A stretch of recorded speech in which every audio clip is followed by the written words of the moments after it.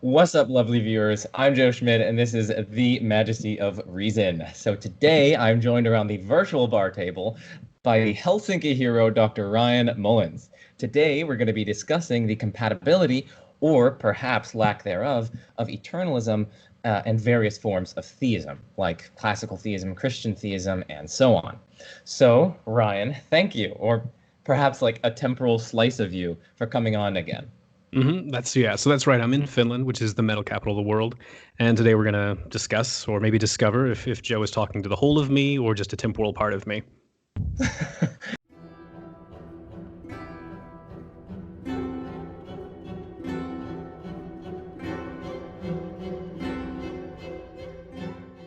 Okay, so for the audience, I've got an outline in the description, so you can click on that and look on that, but roughly I'll outline it right here. So first we're going to be defining terms. So we're going to be looking at what is eternalism, what is presentism.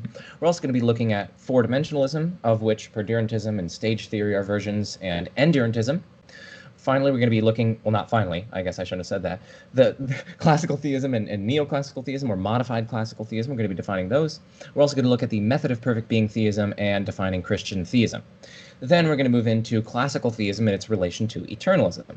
So in particular, we're going to be looking at two problems there, or two potential tensions between classical theism and eternalism there. The first one is going to be with regard to creation ex nihilo, or creation out of nothing.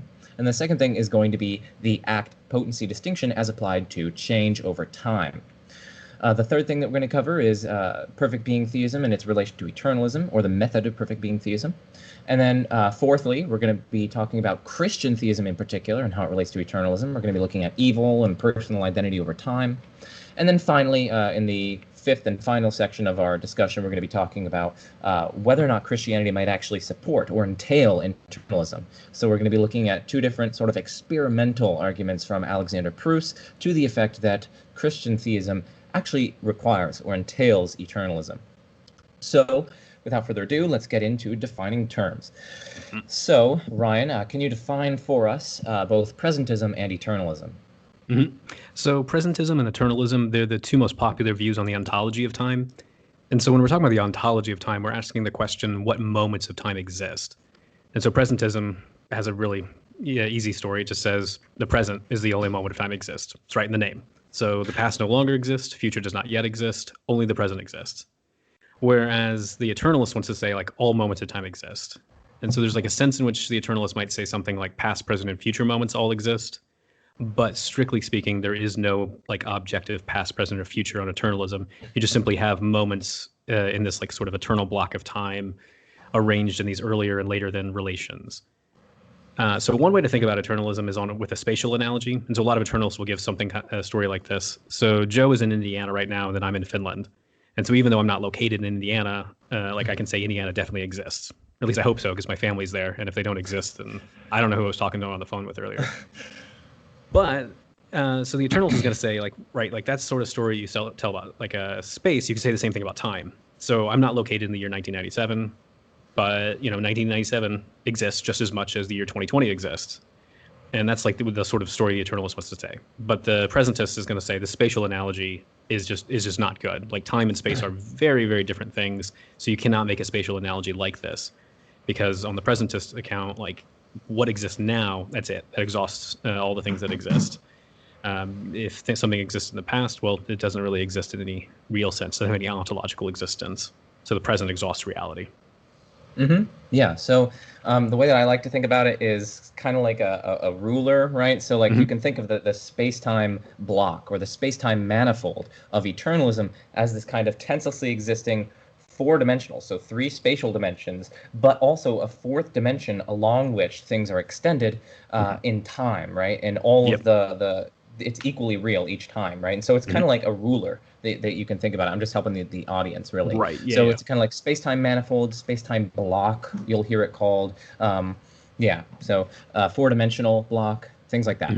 So these different positions on the ontology of time, like what different moments exist and whether they're extended throughout time, are clearly often associated with completely different theories on identity or persistence over time. So like, what it is to continue to be over time.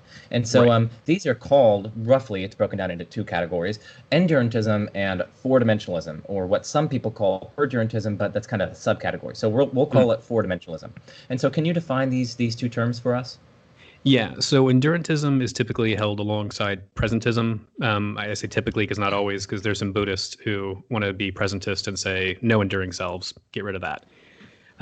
So the claim is that, like with an endurantist, is that I exist as a whole or all at once at whatever times I exist. And so there's numerically one thing that is me, and then I exist as a whole from moment to moment to moment. So if you were to ask, how many Ryans are there in this video? The endurantist would say there's just one Ryan in this video. And he's just persisting from moment to moment to moment throughout the duration of the video. Whereas the four-dimensionalist is going to give a different answer. So a four-dimensionalism is just like a doctrine of temporal parts. And so the view is typically held alongside like an eternalist ontology of time. And so the idea is this, I am spread out through space by having different parts at different spatial locations. So like my feet are on the ground, like my elbows are on the table right now. So those are different parts of me at different points in space. And so the four-dimensionalist is like same sort of thing with time. Like all these moments of time exist, and for whichever, if you exist at multiple times, what that really means is there's a different temporal part at each moment, a numerically distinct temporal part at each moment. So there's a whole bunch of different temporal parts. So there's temporal parts of Ryan that exist in 1997, and there's temporal parts that exist in 2020. And in fact, there are different temporal parts for every single moment of existence from 1983 to this moment, and hopefully a bunch of other moments after this. And so for every second at which you want to say I exist, there's going to be a different, unique, numerically distinct temporal part.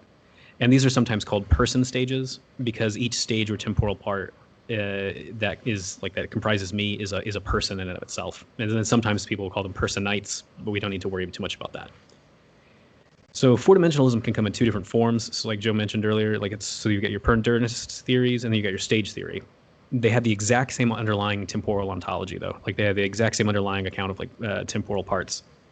Stage theory is the most popular today, but I'll start with perdurantism so you can kind of see a little bit of what's going on here.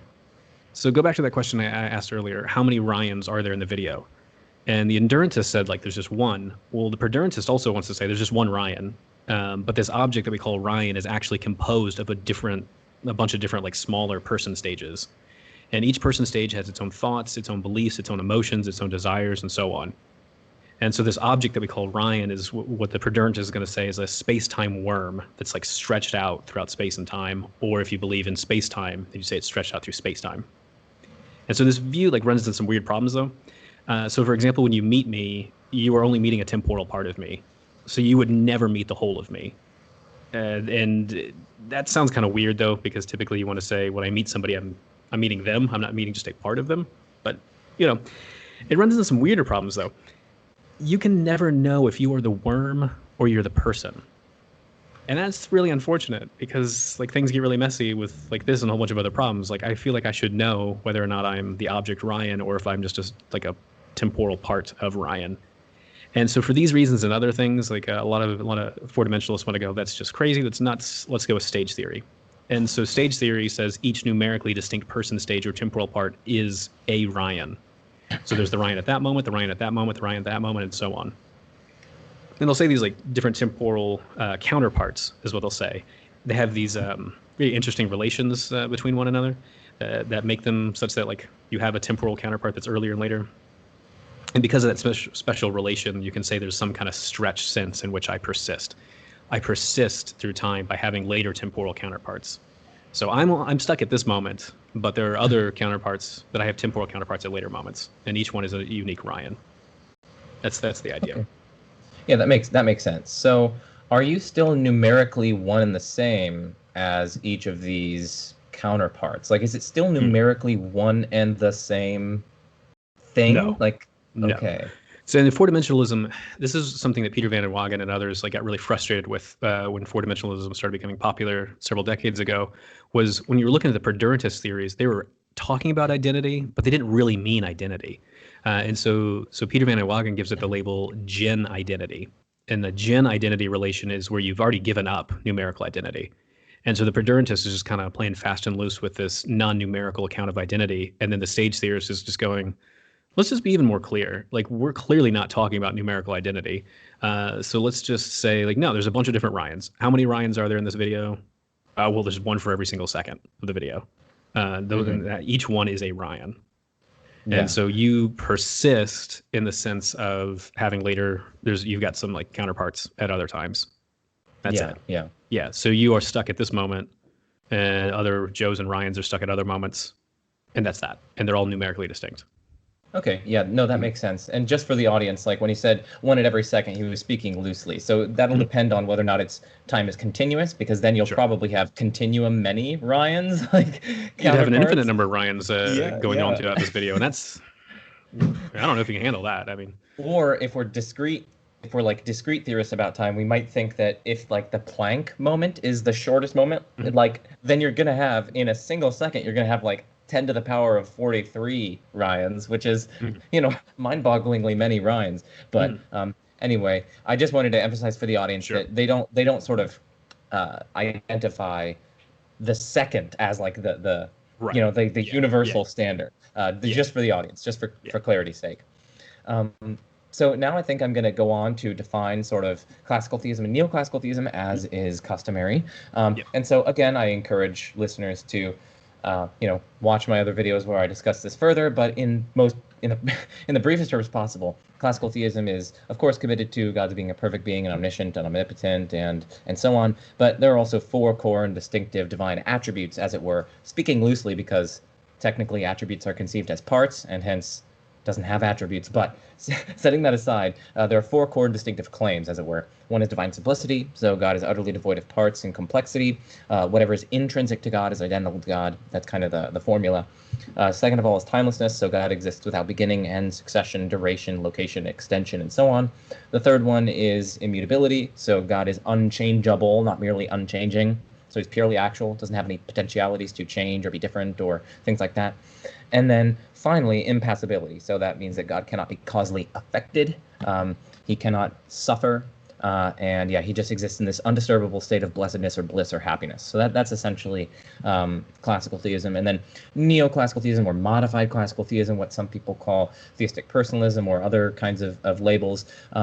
Neoclassical theism states that, well, God is perfect, he's omniscient, he's omnipotent, but they're just going to deny usually all four of those claims associated with classical theism. So they're going to say God is unified. He, instead of absolutely simple, he's still going to have some sort of internal differentiation. Second of all, they're going to say he exists within time, so there's some sort of succession in his life. Third of all, they're going to say he's mutable in some senses, not in others, because he clearly can't go out of existence because he's a necessary being, but mutable in the sense that he can, change in his relationship to you, say, or things like that. And then he's also passible, so he might be able to suffer along with us. He might be able to empathize with us, unlike the impassibilist God, and so on. Or be causally affected, like in a mutually engaging relationship, for instance, like interaction, like genuine interaction, like me being acted upon by something else. So that's neoclassical theism and classical theism in a nutshell. And so with that out of the way, we can kind of turn to the core to different models of God, which is kind of a perfect being theism. But in particular, there's also a kind of method of perfect being theism, which not all theists share. So Ryan, can you sort of take us through this kind of method of perfect being theism or perfect being theology? Mm-hmm. Yeah, so perfect being theology is supposed to be this philosophical method for discerning which attributes God has. And so you just kind of start with this definition of God as the greatest metaphysically possible being. And then what you do in the method is what you're trying to do is you're trying to identify what the properties are that make a being the greatest or make it perfect. And so these properties are called great-making properties, which are properties that is better to have than not have. And they make a being like intrinsically great. But there's always, of course, like there's more to the story than just this. So in order to be the greatest possible being, you have to have these things which are called extensive greatness and intensive greatness. Now, to be extensively great means that this being has more great-making properties than any other possible being has. And typically what perfect being theologians say is that God has all of the compossible great-making properties. So all the ones that fit together in a nice coherent package, God's got all of them. And now intensive greatness, it's about God, it's focusing on the individual great-making properties. And it says that God has whichever those great-making properties are, he has them to the greatest possible degree of intensity. So, for example, philosophers typically say things like power, knowledge, goodness. Those are great-making properties.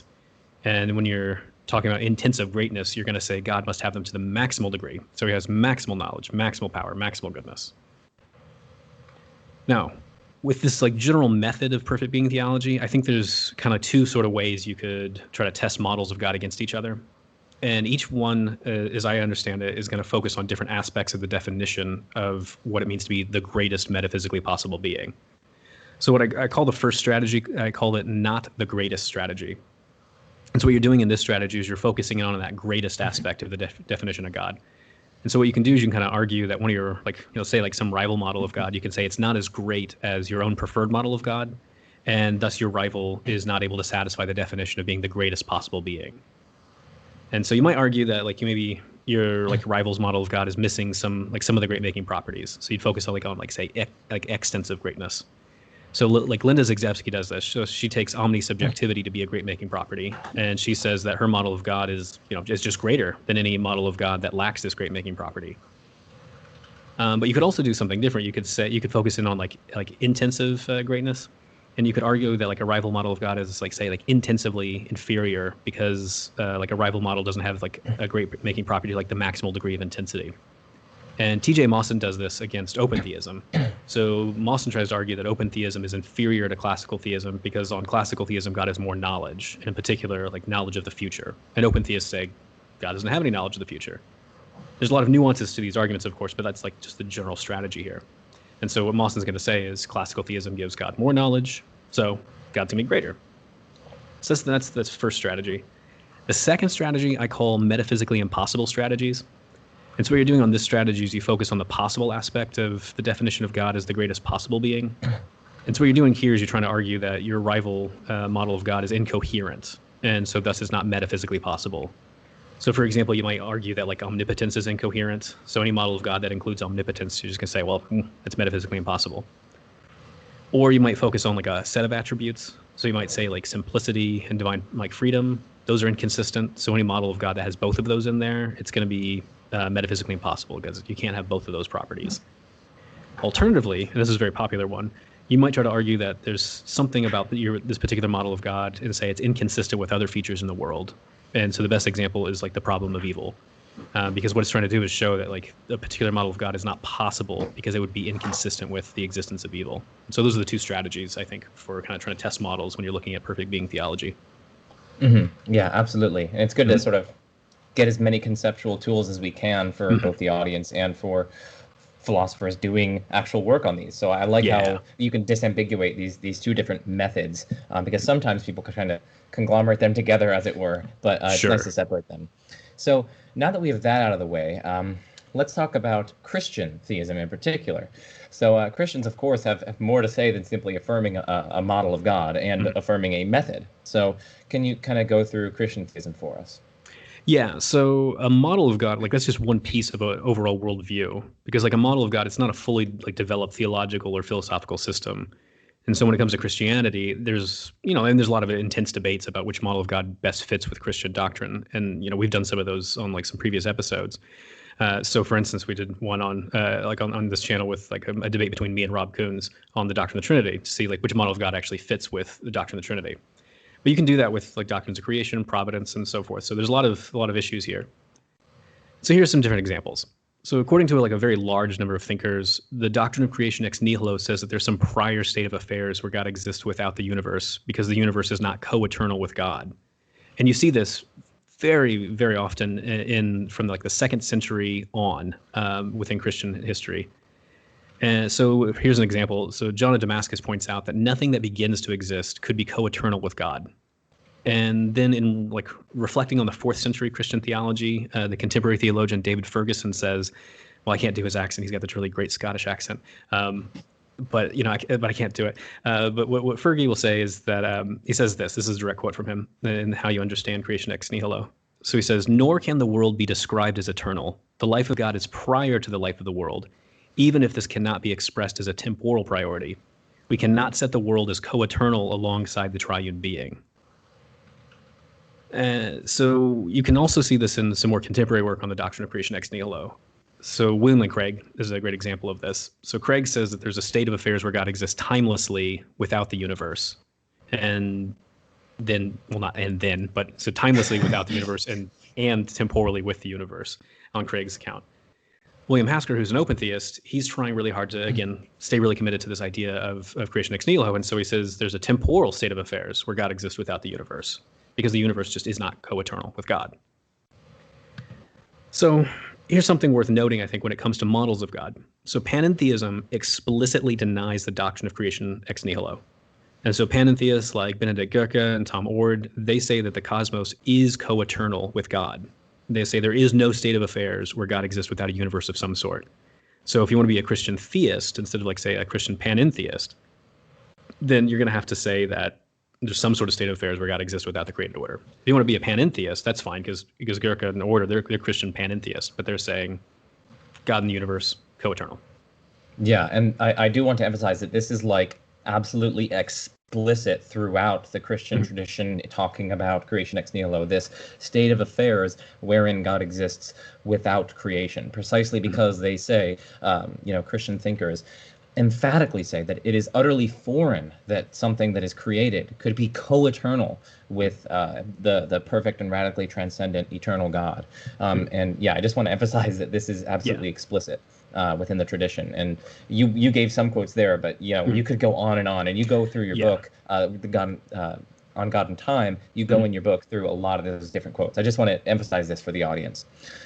So now that we've gotten sort of Christian theism and different things like that down, I think it'd be nice if you could say something about providence and redemption as it relates to particular doctrines within Christianity. Right.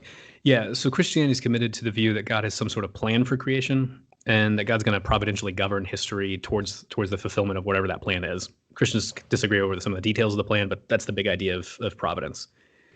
So you can have different kind of mechanics of that providential story too. So you could be like a theological determinist, you could be a Molinist, you could be an open theist.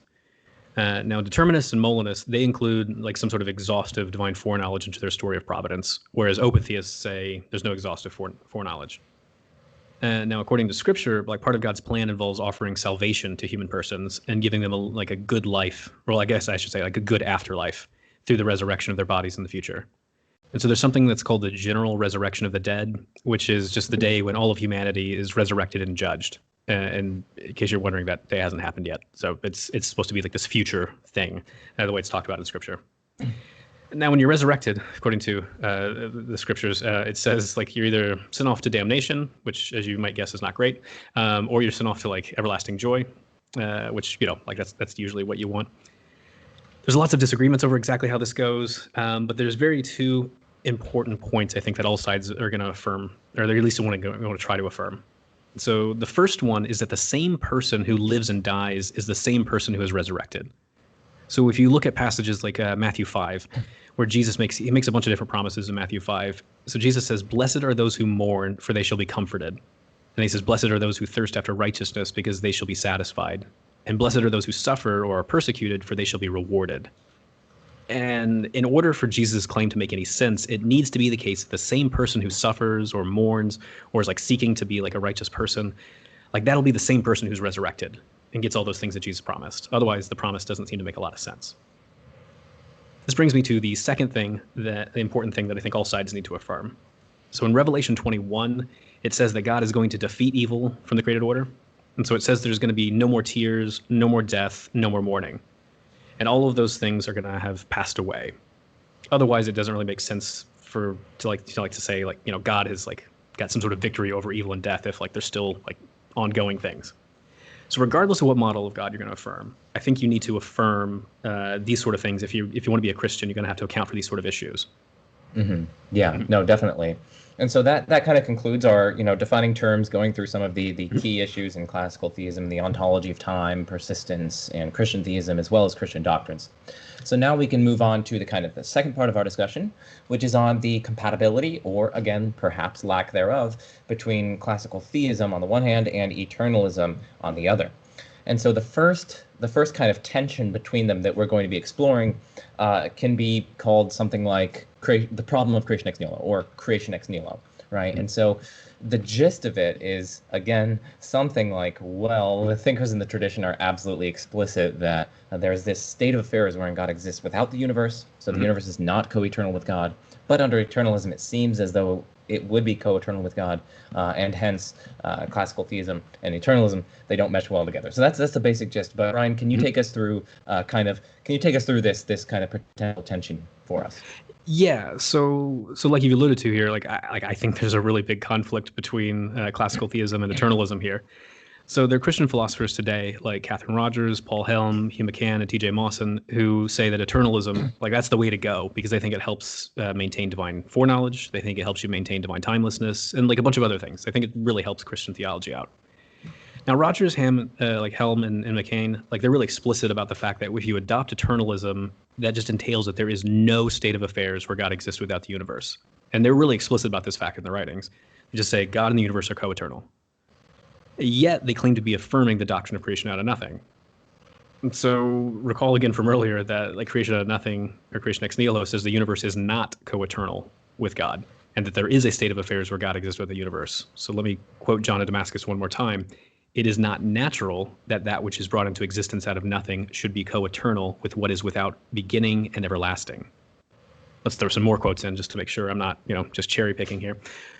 St. Bonaventure, he says this. He says, we exclude the false theory of an eternal universe. And Brian Leftow puts it as this. He says, before all else existed, God existed alone, or God and only God did not begin to exist. And then we could go on to cite a bunch of people like David Burrell, William Lane Craig, Alexander Brody, Paul Blowers, and just tons of others. But I'm hoping that people who are watching, they kind of get the point that the idea here with the doctrine of creation out of nothing is that there's this state of affairs where God exists without the universe and that God and the universe are not co-eternal. So keeping that in mind, I think you can start to see how this directly conflicts with the claims that Rogers and Helm are making. Because Rogers and Helm say there's no state of affairs where God exists without the universe. And then with an eternalist ontology of time, they say God and the universe are co-eternal. William Lane Craig has pointed this out a few times. He says, if you adopt this eternalist ontology, you've just completely given up the doctrine of creation out of nothing. You've given it up entirely. But I want to go a step further. I want to say that if you adopt this eternalist ontology of time, I think you've given up classical theism. Because remember, the panentheist says, doctrine of out of nothing, it's false. Get rid of it. And the panentheist says, God and the cosmos, they're co-eternal. There's no state of affairs where God exists without the universe. So what the panentheist is describing, I think, looks exactly like what Rogers and Helm are describing. And so I think if you abandoned, if you adopt this eternalist ontology of time, I think what Rogers and Helm have unwittingly done is kind of swapped out classical theism in favor of panentheism. And I've raised this objection to Rogers before, and her response was, I'm a little bit worried by this. So there's something here. Mm-hmm. Yeah, no, that's good. And this sort of brings me to one way that someone might push back, especially some people within the kind of Thomistic tradition. So when I was originally, coming upon this problem and hearing you talk about it, how an eternal creation is explicitly denied in the, in the doctrine of creation ex nihilo, and it's explicitly denied by thinkers within the classical theistic tradition, I was actually initially very skeptical because I was well, hold on a second. I mean, surely by creation ex nihilo, the principal meaning of that is just that God doesn't make use of something else in his bringing into being other things, right? And so even if creation were from everlasting to everlasting, even if it were tenselessly eternal, there would still be God sort of undergirding it and sustaining it without making use of some sort of prior materials, prior physical stuff or aspects of his own being, right? So it's sort of he's sustaining it completely out of nothing without pre-existing material, right? Ontologically pre-existing material. So that I was actually really skeptical. But then when I actually read your book, I was like, oh man, this is not this is completely denied by pretty much every single thinker in the classical theistic tradition that that you could have this kind of tenselessly existent or everlastingly existent cosmos that is yet somehow created ex nihilo. Because while they say that there is that kind of God creates without making use of prior materials, that is only a necessary but not sufficient condition for it being creation ex nihilo. It is also that creation has a beginning in time, and it's not tenselessly co-eternal or everlasting with God. And so I do want to just point this out, and I'll turn it over to you in just one second, that some Thomists will say that Aquinas says that one can consistently maintain that the universe is co-eternal with God and God's still the creator, and they may say that you're getting the doctrine, of course, of creation ex nihilo wrong, precisely because Aquinas affirmed the doctrine and said that the universe at least could be eternal. So what do you make of that kind of challenge? Right. So I think it's like a really good point to raise, because I see contemporary theologians like miss the mark on this one too. So it's not just like people online. Like I see actual theologians do this. So what Aquinas says is that you could side with Aristotle in affirming that the universe is eternal, or you could side with the Catholic faith and deny that the universe is eternal. In other words, you either reject or affirm creation out of nothing. And Aquinas says that both of these could be consistent, or you could say both of them are demonstrated by reason. So they're both consistent with like what you could figure out from just reason alone. But what Aquinas is really clear, though, is that he sides with the Catholic faith and he denies the eternality of the world. So he makes it really clear. He's like, I affirm what the faith says. Why is Aquinas like at great pains to be so clear that he affirms what the faith says? Because he knows that if he affirms the eternality of the world, that he's going to be condemned by the Fourth Lateran Council for rejecting creation out of nothing. Because the Fourth Lateran Council is like really clear that you cannot affirm the eternality of the world. So it's I should actually add one more little piece of the puzzle here. So in the Islamic tradition, you've got people like Al-Ghazali going, you better be saying there's a state of affairs, you better not be saying the universe is co-eternal, otherwise I'm going to be condemning you by law. There's this guy named Ibn Taymiyyah who goes, I don't care. Creation ex nihilo, false. Does God create the universe freely? Kinda, sure, why not? But the universe is co-eternal with God. So he's creating eternally.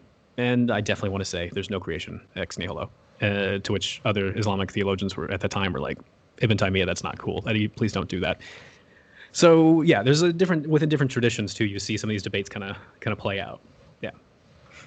Yeah, and I also, again, I like to emphasize that this kind of pushback against what you're saying is on at least to something, because they're at least recognizing that yes, like it is a necessary condition that God doesn't make use of prior materials or perhaps aspects of his own being, right? And so they are correct that is essential to creation ex nihilo. And so in some sense, even if the universe is eternal with God, God wouldn't be making use of these prior materials. And so I do want to emphasize that they are getting a kernel of truth here, but there's also this further kernel of truth that Aquinas himself recognizes, that he's like, listen, if I say that the universe is co-eternal with God, I've just denied the doctrine of creation ex nihilo, and I'm going against the Catholic faith, so I can't do that. So can't do that. I did want to emphasize that they are getting something right here. It's just they're missing the full picture.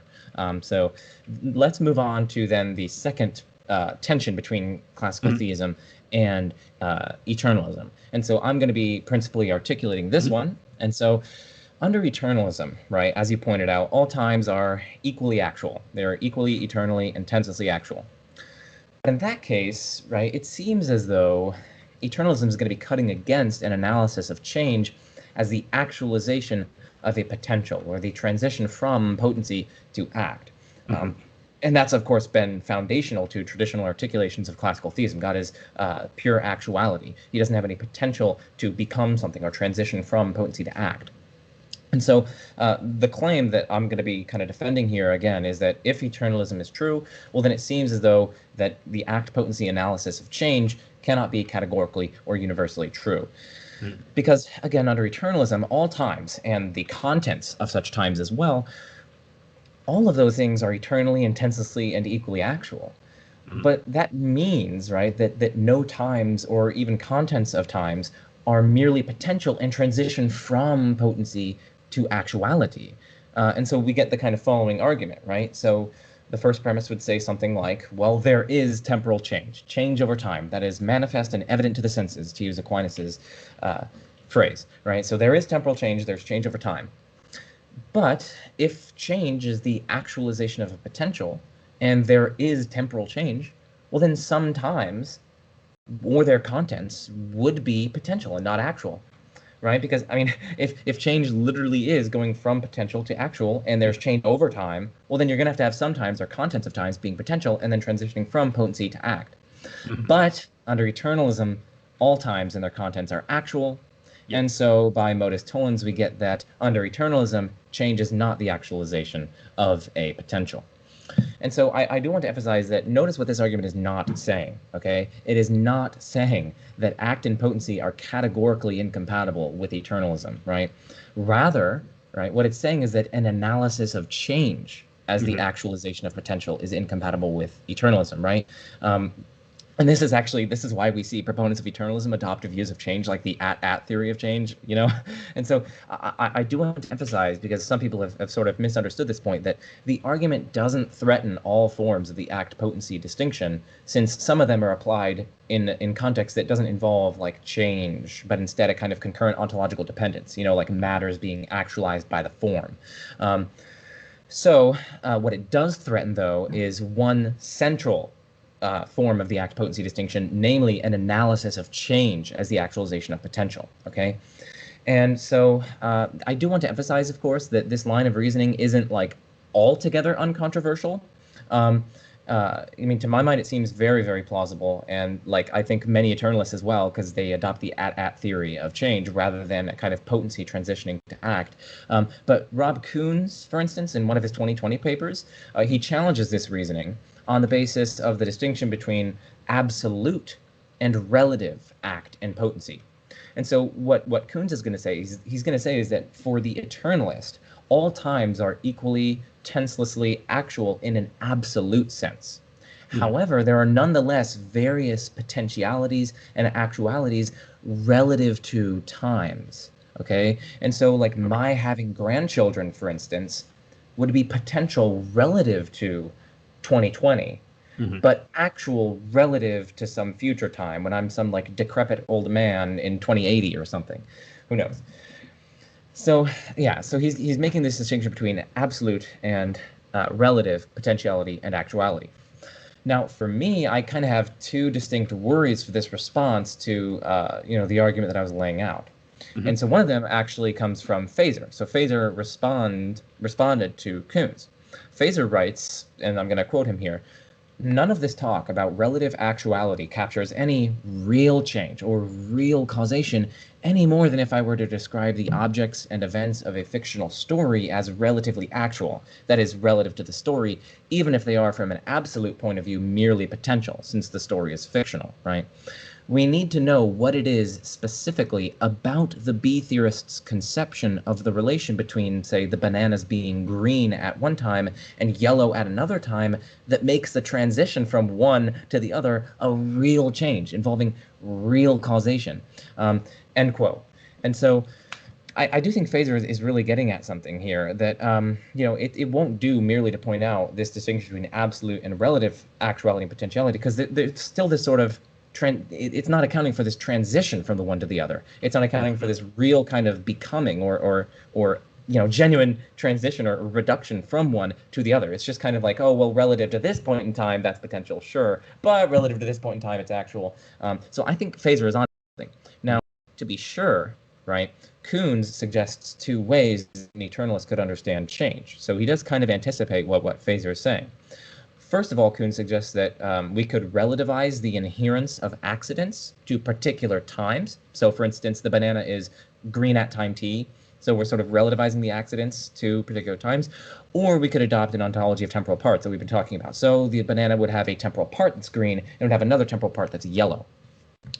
But now it's unclear, in response, I'm kind of responding to him, now it's unclear what distinguishes this understanding of change from something like an at theory of change. I mean, as Phaser, in my view, rightly notes, the problem with these two suggestions that Koons makes is that nothing in either of the approaches proposed suffices to capture real change as opposed to a completely spatialized and thus change-free conception of time, right? And so if some substance S is F, so that's like a property F. If some substance S is F relative to T1 and not F relative to T2, or, for instance, has a temporal part that is F at T1 and another temporal part that is not F at T2, it's far from clear that this constitutes the sort of real change or dynamism that this act potency analysis of change was originally trying to capture, as opposed to a mere change unrelated difference, right? Like that between McTaggart, J.M.E. McTaggart or whatever, has this famous poker example, a poker not like poker face, but like the stick that you like stoke fires with or whatever. McTaggart points out that it could have a hot and a cold end, right? But it's completely spatialized. There's no change from like hot to cold or cold to hot. It's a completely spatialized conception. And so it's a mere difference. It's not a change. And so I think Kuhn's two proposals in response to Feser's pushback, right? Because Feser's pushing back against this relativization of act and potency. I think Kuhn's response kind of collapses into this mere difference that, that McTaggart was originally pointing out. And I have to admit that I'm with Feser here, that I think Feser's correct in his argument that act and potency is ultimately going to require presentism. Act and potency analysis of change is going to require presentism or something like it, like a growing block, and not a kind of tenseless eternalism. So I guess I'll turn it over to you. That was a lot, I know, but I'll turn it over to you. And what do you think about that? So James McTaggart, Everett McTaggart. He had McTaggart twice in his name. I always love that because I'm like, why would you do? But anyway, because McTaggart's just like, there's no real change going on here. But most eternalists after him just disagree with basically everything McTaggart said, because they're like, you could be an eternalist or a B theorist and just say like that is what time is. You haven't shown the unreality of time. So everybody disagrees with McTaggart's analysis. But I do think Feser's onto something here, because I had the same intuition, which is when the eternalist talks about change just being like things having different properties, different times, I'm like, does that really change? And people will usually respond with, you presentist, you just keep going. There's this extra oomph that's needed for change. And I'm like, yeah. And they're like, what is this oomphness? And I'm like, okay, fine, whatever. Okay, I won't quibble about oomphness. But I agree with Feser's intuition here that there's got to be some sort of oomphness that the eternalist is not capturing. Yeah. And to be sure, like, to be sure for the audience, like, I'm not presently at this moment making the claim that eternalism is incompatible with the existence of change as such. Right. I'm just saying that it's arguably, and I think that this seems really plausible to my mind, it's not going to be compatible with an analysis of change as the actualization of a potential. Exactly. And I think appealing to relative act and potency, or the distinction between relative and actual, I think Feser does a really nice job of helping. Get over that hurdle. That's not to say that the debate is over or anything, but no. Because I guess I do find that analysis implausible. Also, I think if I adopt an account of temporal parts, I really start to lose my grasp of what this sort of move from potential to actual would be, because the temporal part of me at this moment is sitting. A numerically distinct temporal part of me counterpart of me at the next moment is just standing, and I'm like, I didn't actualize any potential to stand. Some other guy just is eternally standing. I don't know how I'm getting from potency to act here. So I've got that kind of worry. There's another worry, though, that wouldn't necessarily affect some people, but it depends how committed you are to an Aristotelian Thomistic framework. So if you're going to be committed to, an Aristotelian style understanding of a modality, something that is eternal is also something that is necessary. And this is one reason why a lot of major thinkers in the past wanted to reject the eternality of the world, because they said, well, if it's eternal, then it is necessary. Those things are just logically equivalent.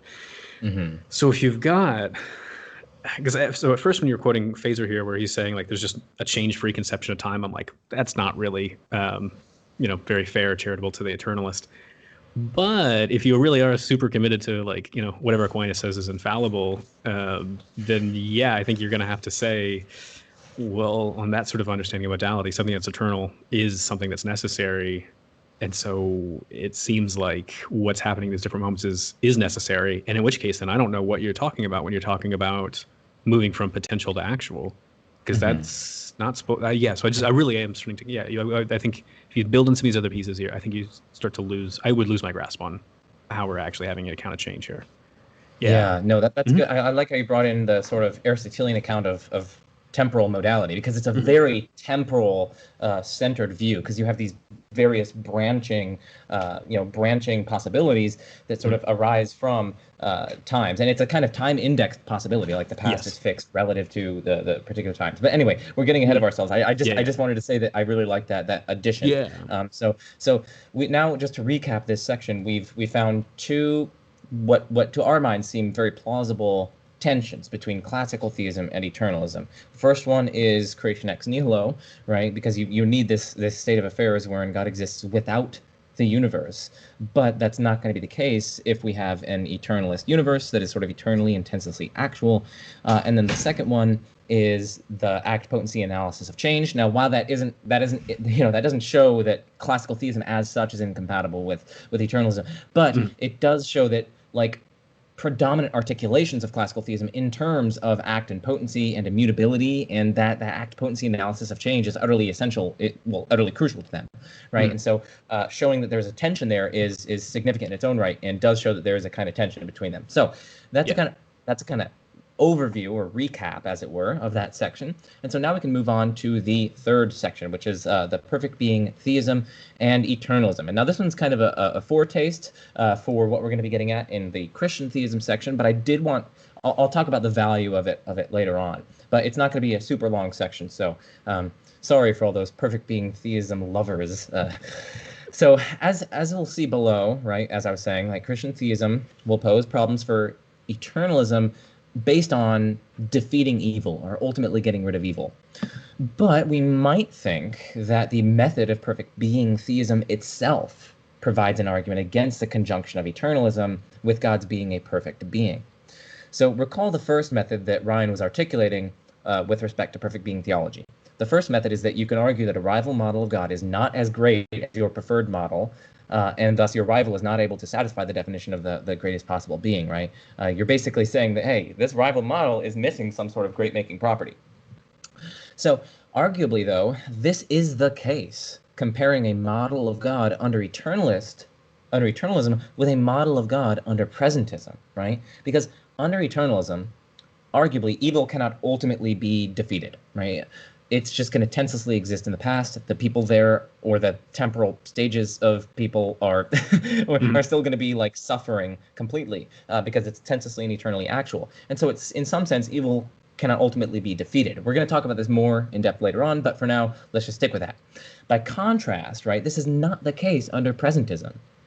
So we might think then that a God that can ultimately defeat evil and, like, redeem it is better or greater or more perfect than a God that cannot. And so, all else being equal, then we have defeasible reason, right, to prefer presentism over eternalism if we're kind of adopting this method of perfect being theism. Now, the principal response here on behalf of the eternalist would probably say, like, well, this would only make God under presentism better if presentism were true, or, like, if presentism were possible. But sure, eternalism is true, and so, like, God's perfection isn't threatened precisely because, well, we know that eternalism is true, and so it's not as though your God is more perfect because you're operating on a false ontology of time. Now, in response to that, like, okay, I will agree that, like, that's a good response, but if we can show eternalism to be true, right, then this objection that I'm leveling from perfect being theism, that will be defeated. So I agree with the objector here. But, right, the objection that I was raising originally wasn't claiming to be indefeasible. That is to say, I didn't claim it to be impossible to defeat. Instead, I was only aiming to give a kind of defeasible reason in favor of presentism on the basis of perfect being theology, right? And so what that would mean is that the burden of proof would be shifted to the eternalist to give positive reasons to think that eternalism is true. But it would nevertheless be a presumption in favor of presentism. And that would also mean that those who would otherwise be neutral on the question, or who think the evidence is counterbalanced, would thereby have a reason to be presentists if they're adopting perfect being theism. And so I know, of course, I'm foreshadowing other parts of the discussion on Christian theism, but I do think it's really valuable and often underappreciated that it can that undefeated evil can also play a role in discussions extending beyond Christian theism and into perfect being theism as such. And so I don't know if you want to make any comments on that. So what do you think about that? Yeah, so because I've published on this a few times, and then I've also presented a few times as well. And so the intuition I have is if you've got an eternalist story, there's a very real sense in which God and evil are co-eternal. And that seems a bit difficult to figure out exactly how God's supposed to be perfectly good if evil is co-eternal. And so some different people within the Society for Philosophy of Time, like Natalia Ding, have asked me, so is this a way you could develop an argument against theism as well? Because she's an atheist, so she's quite interested in arguments against theism. And I was like, yeah, you could do it. You could take the argument if you want that way. You could be like, eternalism is true, therefore God cannot exist. So like these are some of your options here. On behalf of people doing perfect being theology, I guess I could say this. There are people like T.J. Mawson and Kate Rogers both will go, because God has perfect knowledge, I should say that eternalism is true. So they think they can move from the very idea of God being perfect to a particular ontology of time. I have my doubts about that, but so they think you can go that direction. Myself and some others think, well, I could go the other direction. I could go, here's an ontology of time, and I go, I can argue against your view. So that's just, I guess, kind of get some people's different intuitions on the table so people can understand, like, there's debates being had here on this topic. Yeah, and the different dialectical strategies, like one person's modus ponens, someone else will just take the modus tollens version of that. Exactly. I didn't wear my shirt for that, but I could have worn my shirt. I should have. Sure. But you've got your Helsinki University. I've got my Helsinki because I got to represent my new university.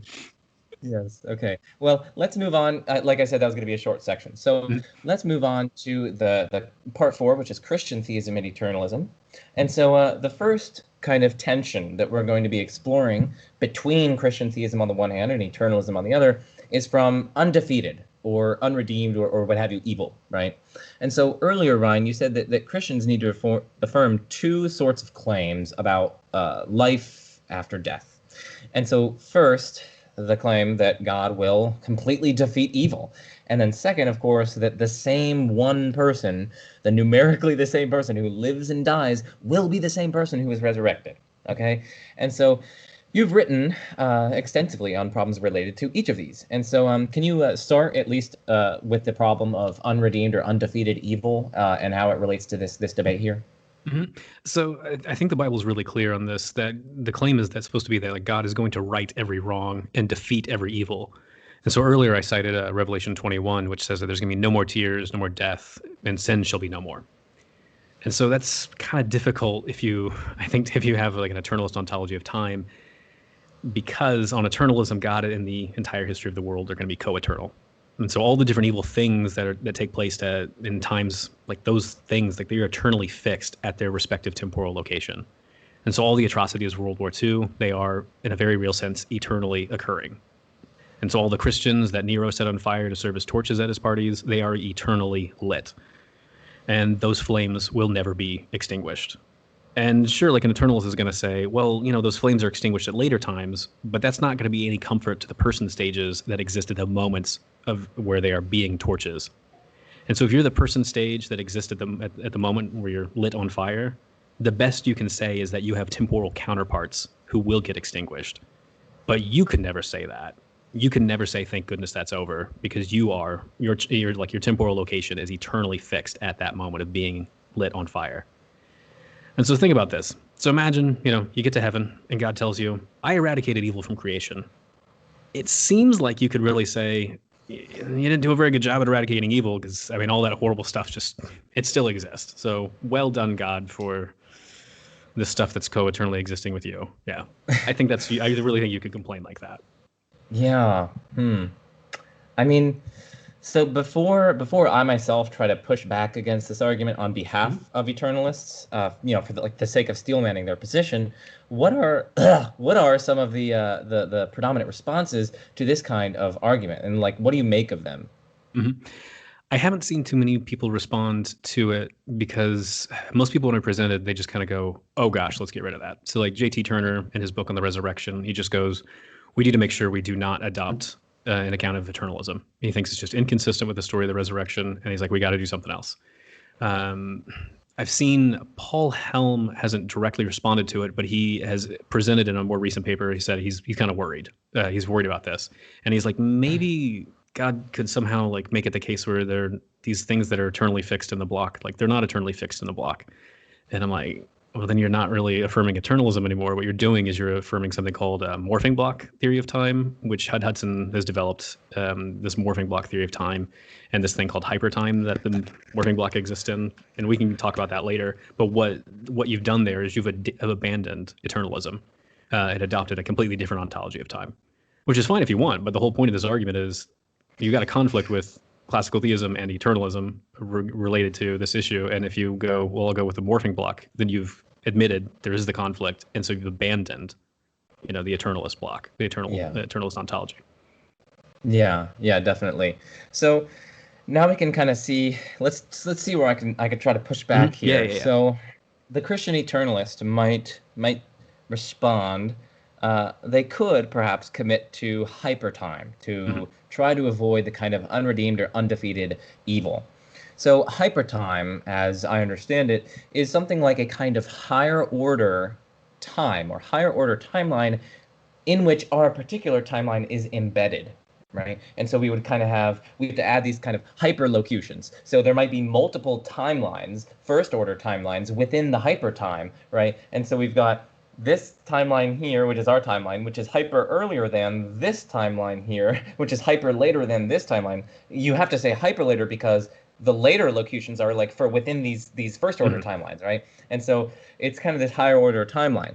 Now, how would that help? Well, so although evil may not be defeated or redeemed in our first order timeline, precisely because it's an eternalist timeline, our timeline is nevertheless embedded within a larger hyper timeline in which evil is ultimately defeated in its entirety. And, perhaps God translocates us from our fallen timeline to the redeemed timeline that is, hyper after our timeline or hyper later. And so this timeline could contain, this new hyper later timeline could contain the new heaven and the new earth, the lion lying down with the lamb and so on, right? And so the hyper earlier timeline, the fallen eternalist one, right, then could, for instance, cease to exist and God could defeat it and so on. And so, and the hyper-present timeline, the one that we occupy hyper later, that's the redeemed one, and that's the only one that ultimately and forever and ever, amen, exists. At least hyper exists. So I know I have two responses. I'll go to my responses after I turn it over to you. So what do you think of this proposal to avoid this problem for the Christian eternalist?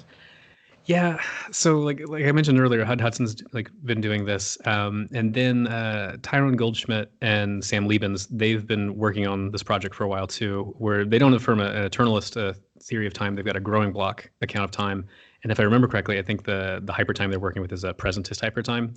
And so they're thinking, again, you've got this kind of morphing block that you could do where you could kind of move some things around and God could redeem these past evils. So maybe it's the case. I think Sam gave this example to me at one point. He's like, summer of 2012. Like, I had loads of fun during the summer of 2012, according to Sam. He had a lot of fun. And then Sam's like, but I did a lot of things that I'm really embarrassed by. Like, I really wish I hadn't done. Like, God, please forgive me of these things. I wish I could do it over. And then Sam's like, maybe God could say, aha, well, you can't hyper do it over, but maybe you could do it over at a later hyper moment.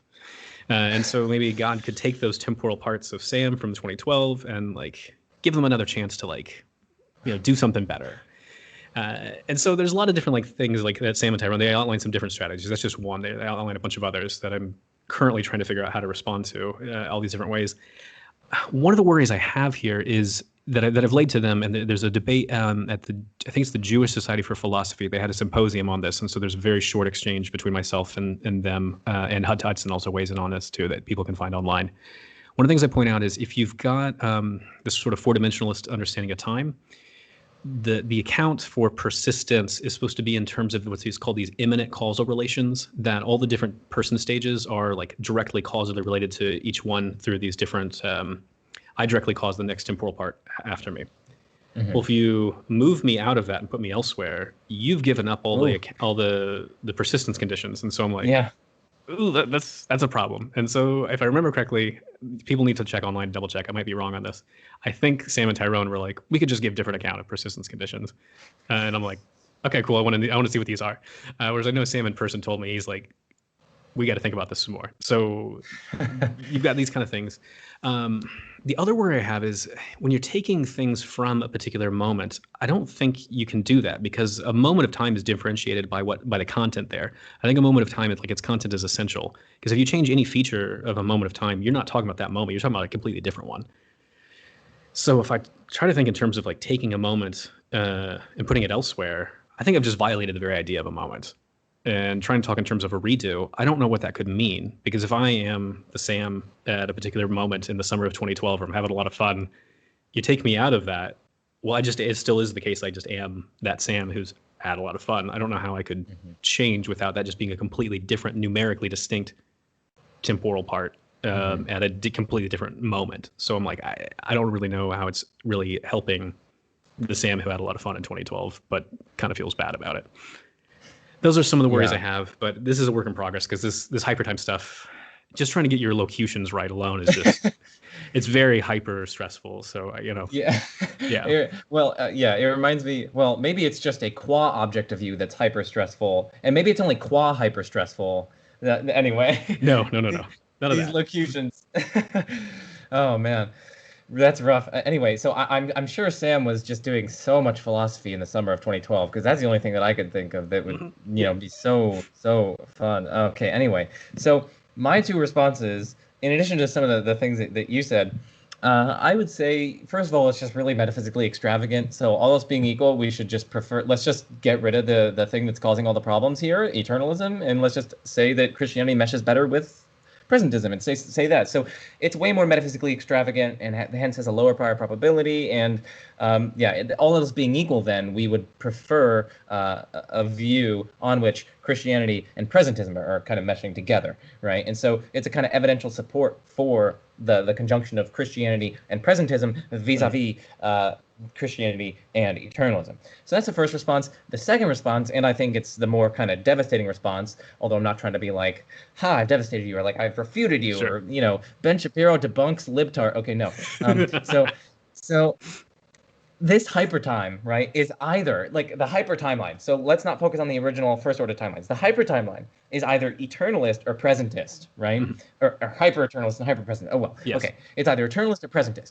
Now, if it's eternalist, right, well, then we've merely relocated the problem, right? Since if hypertime is eternalist, that means all the first order timelines exist, right? And hence the evil that exists within the hyper earlier timeline that we were talking about, the fallen timeline, right?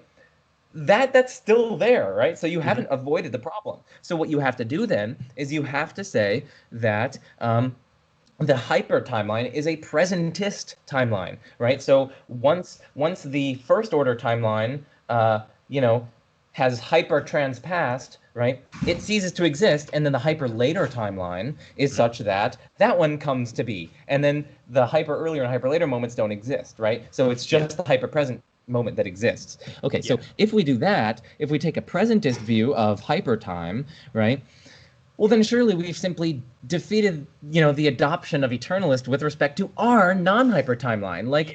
I mean, surely eternalism, if true, captures the very nature of time, right? And in that case, hypertime would also be eternalist in virtue of being time at all, right? Yeah. And so, moreover, the arguments for times being eternalist, like from truth makers and successful reference to past and future, that'll equally apply to hypertime. You're still going to there will still be hyper earlier truths concerning hyper earlier timelines. And if those are going to require truth makers, well, then, by the arguments for eternalism, those times are going to have to exist as well. And so the arguments for times being eternalist within our time are going to equally apply to hypertime, such that you can't non-arbitrarily hold that the first order timelines are eternalist on the basis of such arguments, but yet the hyper timeline is presentist. It's not eternalist. So I think that they have a dilemma, right? It's either eternalist, in which case they've relocated the problem, or it's presentist, in which case, why didn't you just adopt presentism on the earlier timeline, or on the lower order timeline?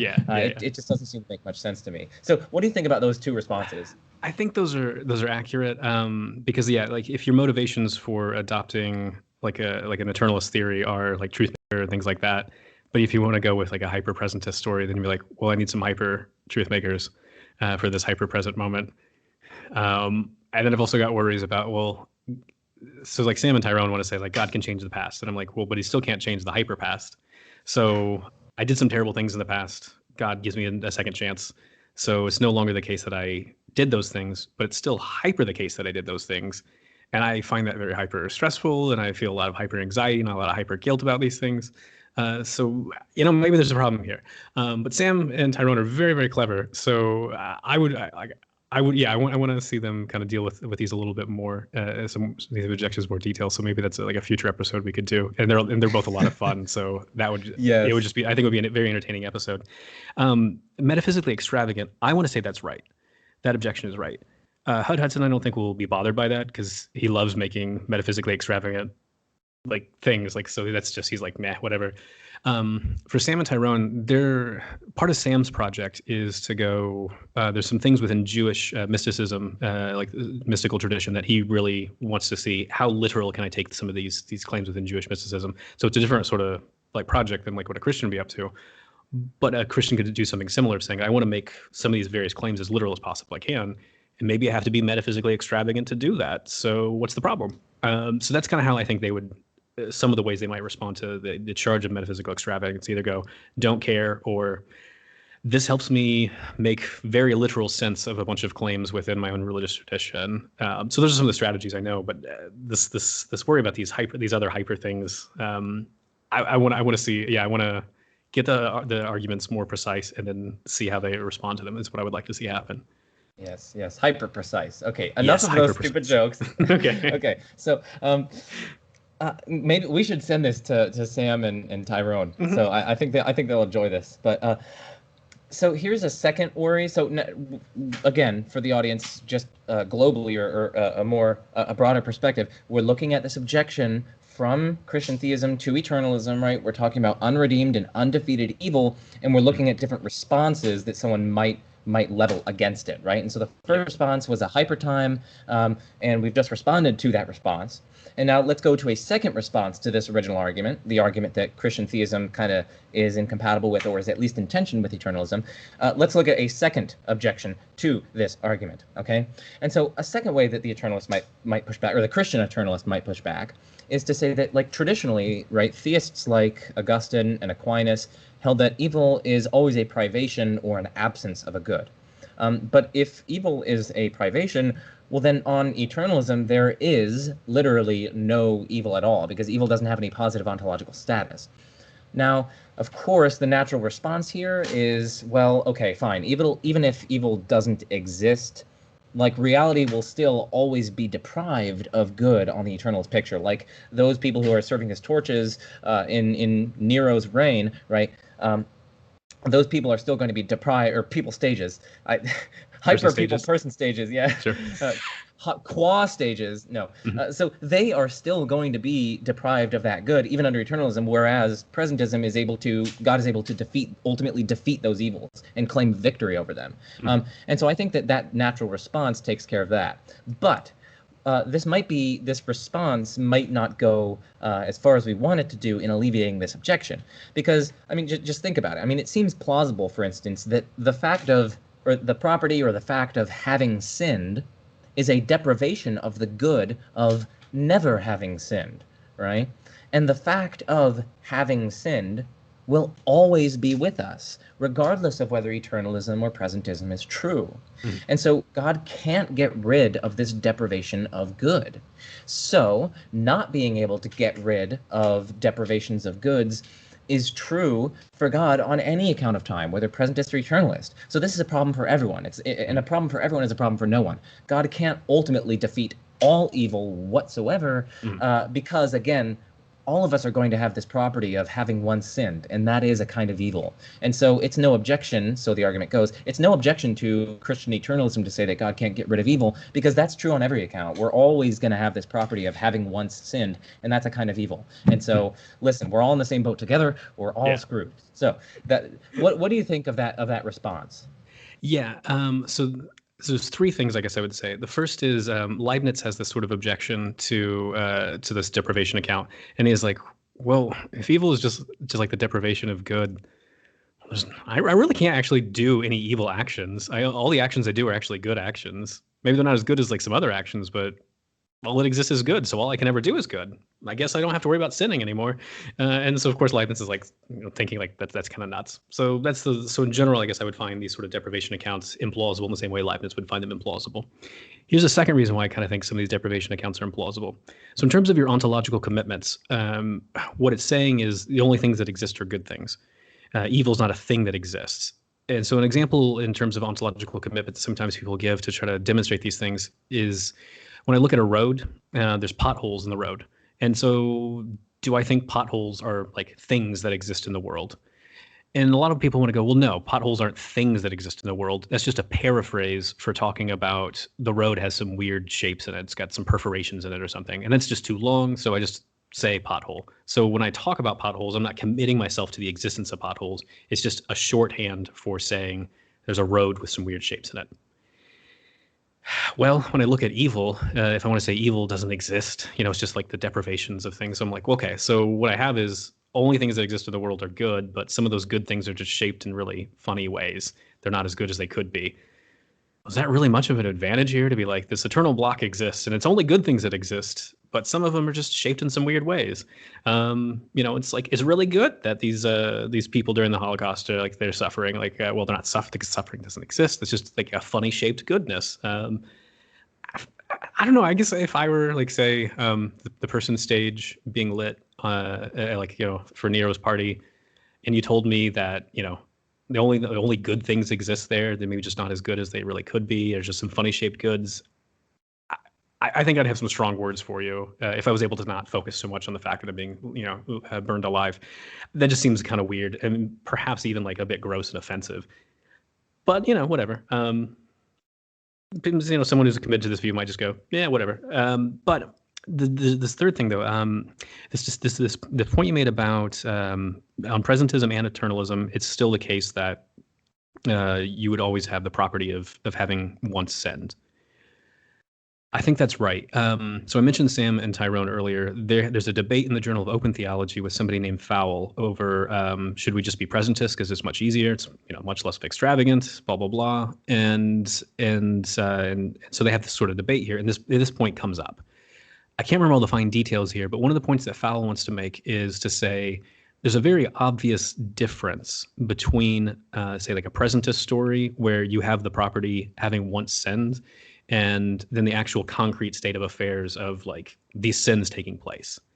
And so Fowle's like, that one really sucks. Like, you don't want that. Like, that's bad. Whereas just having the property of having once sinned, well, it's not great, but like, say you're a presentist and, and then like all these people are in heaven and they've got the property of having once sinned.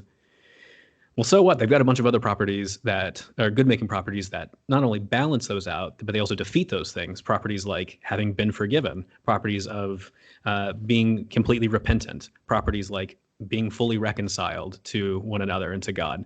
So all these other things, so you have that property of having once sinned, but it is defeated by being in this organic unity with other properties like forgiveness, reconciliation, and so on. That's kind of the way you could respond to these sort of things. At least somewhat. Just add extra nuance as you want, but that's the big idea. Yeah, and like I'm with you. Like I don't find this response convincing. Just like because plausibly, when the Bible talks about ultimately defeating evil, like it's not talking about, oh well, God will get rid of all these abstract properties of once having sinned. Like sure. No, God's talking about getting rid of the actual concrete state of affairs of literally suffering or literally sinning or literally being burned alive in the tortures of Nero, right? Mm-hmm. Whereas, so the presentist, it can perfectly accommodate that part of the Bible, but the eternalist is going to have to say, well, the actual concrete state of affairs of literally suffering or sinning, it still exists as much as we do now, as much as the people in heaven do. I mean, it's in the past relative to us. It's earlier than us, but the actual concrete state of affairs is tenselessly occurring. And so I think there's that relevant dissimilarity there, that distinction between the abstract property once having sinned and like the actual concrete state of affairs of sinning or suffering. So I do think that distinction I think that distinction sufficiently responds to that objection. Okay, so one final response to this, Christianity-based defeating or redeeming evil-based argument would be something like, if there is a hell, right, well then presumably the people in hell will eternally be morally imperfect. And that's an evil, right? And hence, God will never get rid of or defeat evil, regardless of whether presentism or eternalism is true, right? And so, again, a problem for everyone is a problem for no one. And so the present is just being too demanding here. If we adopt a view on which there is a hell, well, then there's going to be undefeated or unredeemed evil ultimately. And by, if we respond to this with universalism or annihilationism, we might plausibly, the person who's arguing against us, they're probably going to say, like, listen, an argument for Christian presentism shouldn't really force us to commit to controversial views about the afterlife. Sure, yeah. Now, I will say that, a lot of Christians are Christian universalists or annihilationists, so they could actually find this argument very, very plausible. But what do you think about someone who thinks that there is a hell in this sense as a response to this argument? Mm-hmm. No, I think these are really interesting points to bring up. What I'd say is, though, I think most people, when they're developing their doctrine of hell, they're not really thinking about the philosophy of time, because philosophy of time is really difficult and it's super nerdy, and yeah, they're just not thinking about these nuanced issues. So all that to say, though, they would have independent reasons for responding to this, and one independent reason is just simply trying to account for this Revelation 21 passage where evil's no more. So annihilationists, they love to point this out. They want to hammer this against everybody who affirms some sort of eternal conscious torment view. They're like, come on, that's evil. We know it's evil. So annihilationism is the way to go. So they're going to say they've got independent grounds on scripture alone, and an independent grounds on reason alone. And so this one with philosophy of time, they would just be like, well, that's just one more reason. Great, cool. It's one more reason in a host of reasons. Now, I think it's only going to attack a few different views on hell, though. So someone like Eleanor Stump, she says the reason people are still in hell or would remain in hell would be because they're actively rebelling against God. And Iona Patsaladou responds going, well, then that means they're still sinning. So what happened to no more sin, no more tears, no more, you just can't have this. My friend Sean Bowalski, he's published a few papers on this topic where he says, I've got a solution without annihilationism, because he's very much against annihilationism, and he wants to have a very traditional doctrine of hell, of eternal conscious torment. And so what Sean says, so Bowalski's going to say, people, the damned, right before they enter into hell, they are fully aware that they deserve eternal conscious torment. And then what they do is they freely accept this punishment because they know full well that they deserve it. And so then they enter into this state of eternal conscious torment. And so what Bowalski's going to say is, well, that's not evil, because a punishment isn't evil. A just punishment is good. So a just punishment cannot be evil. So you wouldn't have evil continuing forevermore. You would have justice reigning forevermore on Sean's kind of version of hell. I don't know what to say. There's a lot of different views here that we haven't talked about, but yeah, I just don't know. But I think people will be bringing out independent reasons to adopt different models of hell. But Sean's view would help you get out of this sort of objection. Universalism obviously is going to do it, and then annihilation is obviously going to get it too. Yeah. Okay, so that kind of concludes that particular problem, that first problem from Christianity against eternalism, right? The conjunction of the two. We looked at various different objections to it, and we looked at various different responses to those objections. And so now let's move on to the second tension between Christianity and eternalism, and that derives from personal identity over time and life after death. So Ryan, can you take us through this second difficulty? Mm-hmm. So recall what I mentioned earlier about Jesus in Matthew 5. So he says, blessed are those who mourn, for they shall be comforted.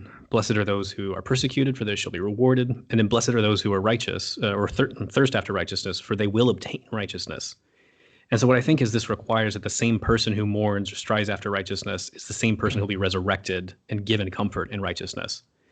And so then here's the problem, though. So if you adopt eternalism, you're also going to be adopting some version of four-dimensionalism. If you adopt four-dimensionalism, then you're explicitly giving up any notion of personal identity over time. And so Eric Steinhardt, he explains what a four-dimensionalist account of resurrection looks like. And so he says very clearly, this is a quote from him. He says, "Personal identity is not retained in the resurrection; it is sacrificed." I mean, I don't know. Like I tell you what, like I don't think that's what most people are signing up for when they say they're going to follow Jesus. I don't think they're like going like, I'm going to sacrifice my life, to follow you. There's, they're committing to that, but I don't think they're going to go, I'm sacrificing my like numerical identity over time to follow you. I don't think anybody's thinking that. So imagine you're in Glasgow because I don't know how to, the story can't like really work here if I'm in Helsinki because there's no violence in Helsinki and I don't know how to pronounce Finnish names. So I'll stick with a Glasgow story.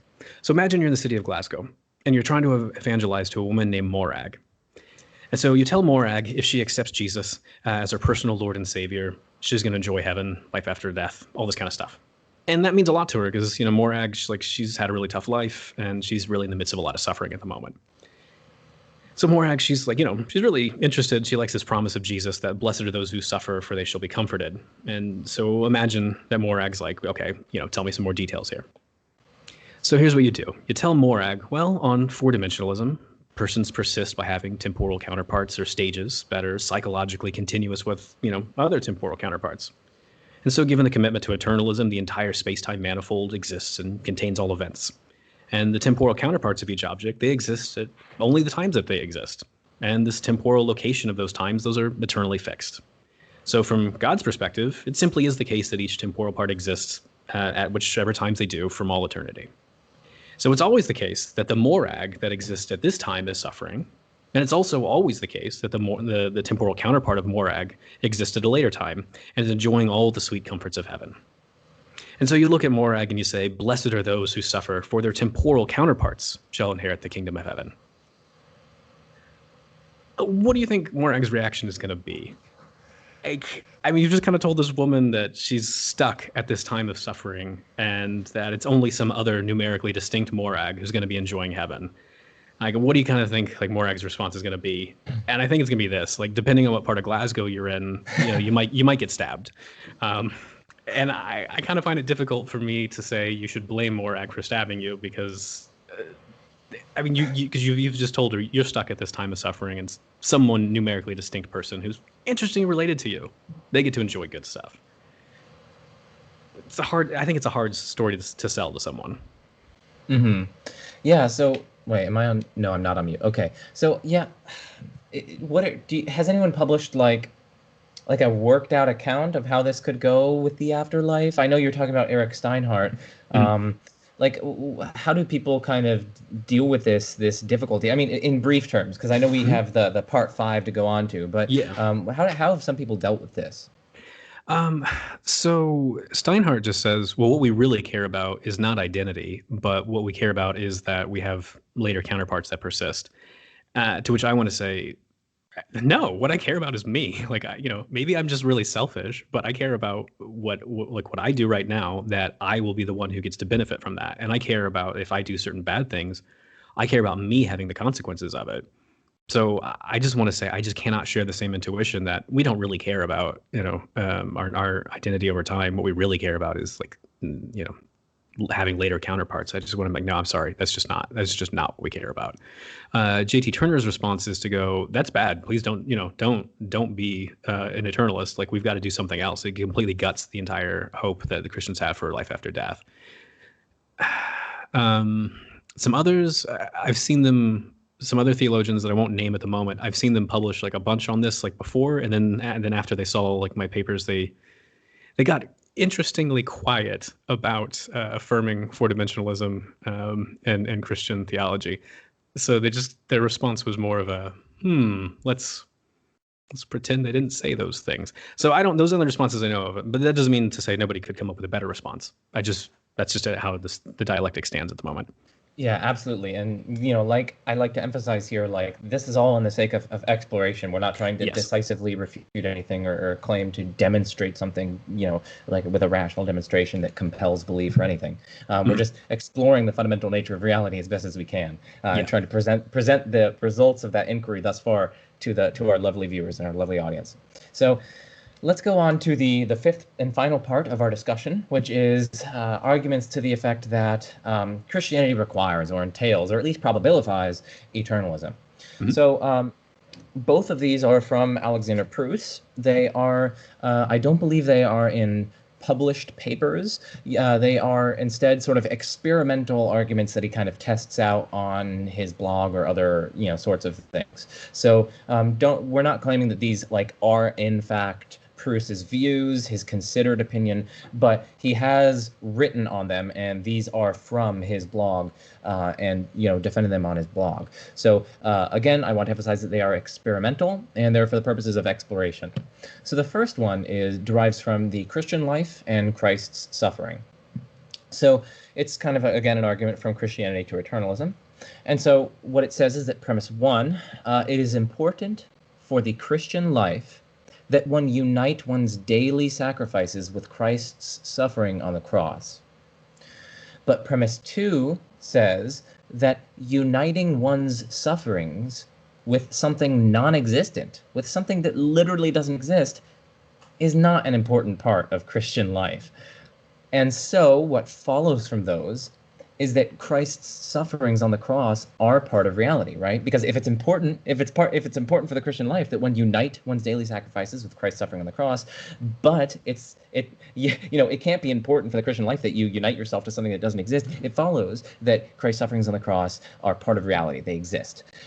And if that's the case, well then, precisely because Christ's suffering took place in 30 A.D. or something like that, it follows that presentism is false, because according to presentism, at least right now, whatever is at 30 AD doesn't exist. It's not part of reality. But this argument just concluded that something in 30 AD is part of reality. So, Ryan, what do you make of this kind of argument?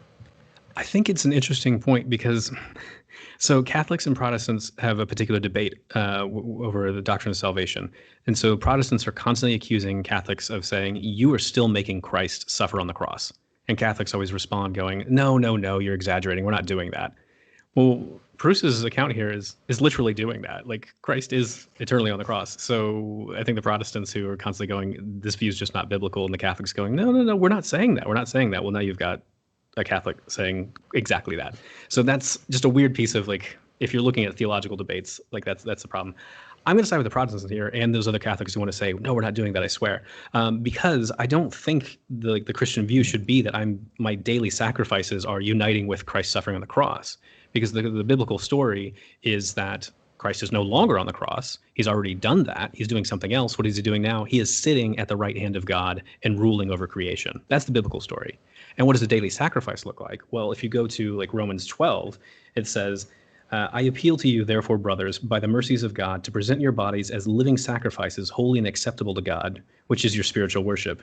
Do not be conformed to this world, but be transformed by the renewal of your mind, that by testing you may discern what is the will of God and what is the good and acceptable and perfect. So according to this, what is your daily sacrifice? It's to be conformed through the renewal of your mind, to be made more like what Christ is like, what he's done in the past, what he's currently doing now, and what the Holy Spirit is currently doing now to try to draw you into daily to be more and more like Christ. So the Christian story of salvation, the Christian story of what you're supposed to be united to, is not just simply the cross. It's all the other things that happen after the cross too. And that's why the Gospels don't end with the cross. The Gospels go, there's more. There's this resurrection. There's this other really cool stuff. And then Christ is like, oh, by the way, I'm going to send the Holy Spirit. So it doesn't stop at the cross. It doesn't stop at the cross. Mm-hmm. Yeah, no, that's good. And I also, so in addition to that first response that you're giving, I think there's a second response to this kind of argument. And I think there might be a dichotomy on a dilemma, not a dichotomy, but a dilemma surrounding the use of uniting in this argument. So the word unite plays an absolutely central role in this argument. I mean, in premise one, it says, it's important for the Christian life that you unite your daily sacrifices with Christ's suffering on the cross. So it's all about uniting. Now, here's the dilemma. The uniting, this term either means something like, well, we simply, we try to conform ourselves, we use our minds, we reflect on what Christ did for us. You reflect on that, you try to, you try to use that to spiritually grow, and you kind of, it's all kind of all about your mental and spiritual life. It's all about me, not all about me, but trying to, be more virtuous. And so it's a kind of orientation of myself outward. But if that's the case, if that's the sense of uniting, then that doesn't require Christ's suffering on the cross to actually exist, like to actually exist. It's fine if that happened, because, we can, and doesn't exist, right? It's fine under presentism because we can think about things that used to exist but that no longer exist, and we can reflect on them, and in virtue of that we can grow in our spiritual lives and grow in virtue. And so if he's using unite in this kind of person-based sense where I'm reflecting on it, I'm thinking about it, I'm thinking about what he did for me, and I'm renewing myself on the basis of that with the help of God concurrently, right? If that's what he means, well, then this isn't a problem for presentism, because that doesn't require Christ's suffering to exist. On the contrast, on the other side, right, if he doesn't mean by that, if he doesn't mean this kind of internal orientation, if he also means there's some sort of trans-temporal connection between me right now and this thing that happened in 30 AD, and there's some kind of metaphysical oomph there, there's some kind of maybe interaction, maybe this uniting, there's some kind of, I don't know. If that's what he means, well, then his view just seems really deeply implausible, because then now we're getting this kind of backwards interaction with something that happened 2,000 years ago. I mean, is it some kind of causal interaction? Is there some sort of grounding happening here? Like, how can I reach back, like 2,000 years that far back and like interact with something back there? So if he's kind of meaning it in this kind of external sense, the first sense was kind of internal, person-based. If he means it in that, then the argument doesn't succeed. But if he means it in this external sense where there's genuine, some kind of interaction there, well, then this is just implausible, and it just seems like just reject the argument out of hand, because that just seems crazy. Now, what do you think about that? I'm not claiming that Pruss is crazy. I'm presenting a dilemma. If the metaphysics or something like that, it's a bit. So what do you think about that second response? I think that's a really interesting one. So with the first issue is like this personal interaction. Like, what I need to interact with now, according to the Christian story, is I'm supposed to interact with a present reality, and the present reality is the work of the Holy Spirit in my life to make me more like Christ, who is presently sitting on the throne next to God, who is not presently on the cross. So I think that's the biblical story. So the presentist has got more than enough stuff presently existing to presently unite with. So I don't need that moment of suffering to continue to exist. With the second one, in general, I don't like it when different Christian philosophers start introducing like causal loops into their stories. So like Pruss does this with a simple foreknowledge account, and William Hasker is like, if you have to introduce causal loops into your story to get like some kind of foreknowledge or providence, then you've just lost the plot. And I think Hasker is right about these sort of objections to like introducing causal loops. I just don't see why. I feel like I've just lost any like common sense notion of reality. I feel like I'm not even talking about reality anymore. So that's a worry I have. So I think this dilemma that you're pointing to, I think there's something there.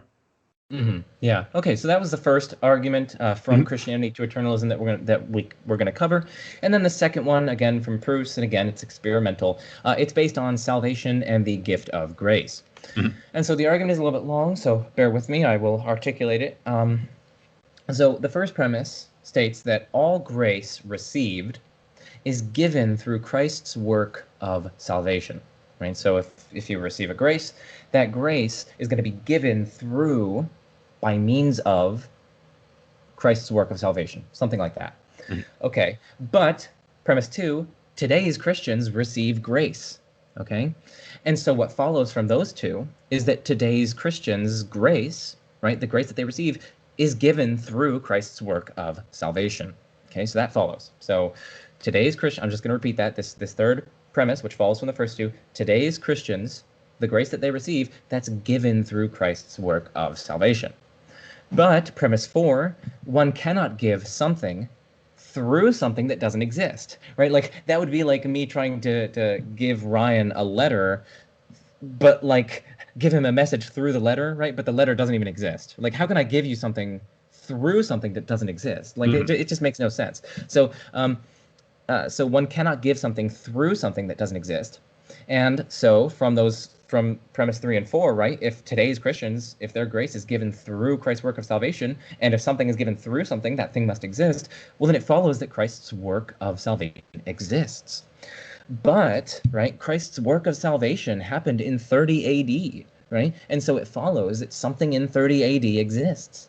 But if presentism is true, nothing in 30 AD exists, right? And so it follows that presentism is false. You, Helsinki Hero, have been debunked. So what do you think about that? Right. So I'll stick with what a Catholic theologian says about salvation. So Gerald O'Collins is, I think he was in charge of the Council for Catholic Doctrine at one point. So he's kind of a big deal in Catholic theology. So for Gerald O'Collins, he's going to say Christians keep forgetting that salvation just isn't simply Christ died on the cross. Salvation is the entire life of Christ, his entire earthly ministry, and everything he's done after that. And it's also the ongoing work of the Holy Spirit. So when Christians talk, sometimes they'll talk in terms of the economy of salvation, and they just mean the way God's like organized the world. And so part of the economy of salvation, there's a very important point in like the salvation history, which is that moment on the cross. But that's not the end of the story. That's only one piece of the puzzle. There has to be other things that are ongoing.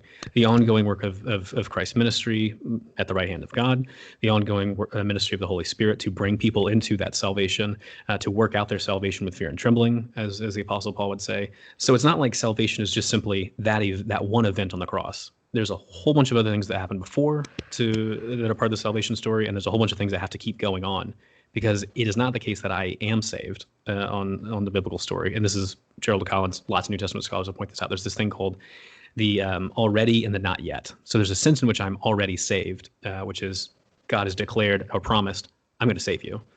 Follow me. And then there's the not yet, which is I haven't actually, gotten to heaven yet. I haven't actually been resurrected. I'm still not fully conformed to the image of Christ. So salvation is not complete yet. So salvation is not just Jesus died on the cross. Salvation is this ongoing, not yet fully realized reality. So I guess I would just say this is all built on some dubious understandings of salvation. Okay. Yeah, no, that definitely makes sense. So I think that suffices for our part 5, our final part on Christianity and eternalism. So now we can kind of move into the concluding remarks, as it were. So do you have any sort of final remarks on our overall discussion, maybe the trajectory and things like that? So in general, I think philosophy of time, it's like I've said before, it's a very difficult topic. And it's one that some Christian philosophers and theologians have started to make appeals to bolster a whole bunch of different views. And I think it's one that people have not really thought about all the different consequences of their different views on time and how it has this huge impact on their theology.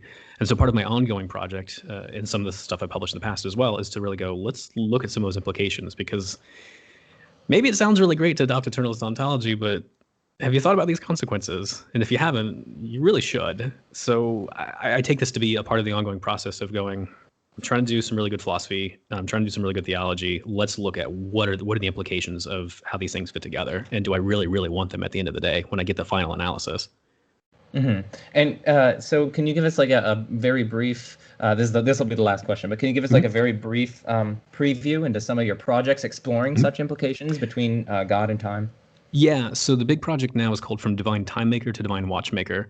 And so the first big question is just like, what is time? Because no one will tell me. I get really annoyed. I'm like, you better give me a story. And so now I'm going to do that. I'm going to give a story what that is. The second question is, in what sense is God responsible for the existence of time? Because most people want to say God creates time. Well, there's a few like really crazy people like Isaac Newton, and then in this Hindu thinker named Raghunath Shiramani who go, maybe like time is an attribute of God. And I'm like, that sounds kind of cool. If Ed Hudson can do crazy metaphysics, then like I'll do that too. So let's develop that idea. And then like the third big question is like, okay, well, what sort of like structure would God give to time? So let's look at these different temporal ontologies, and not just simply eternalism and presentism, but like a whole bunch of other weird ones that don't get talked about, and go like, would that really help with providence? Would that really help with foreknowledge? Would that really help with evil? This hypertime stuff, does that really help? And really give some detailed like accounts to be like, ooh. And that's the final question then is exactly what are the implications for doctrines like creation, providence, life after death, and just see, here's a nice, neat, different ontologies. How do they fit together with different doctrines? Let's see what happens. So that's the big project that I'm working on right now.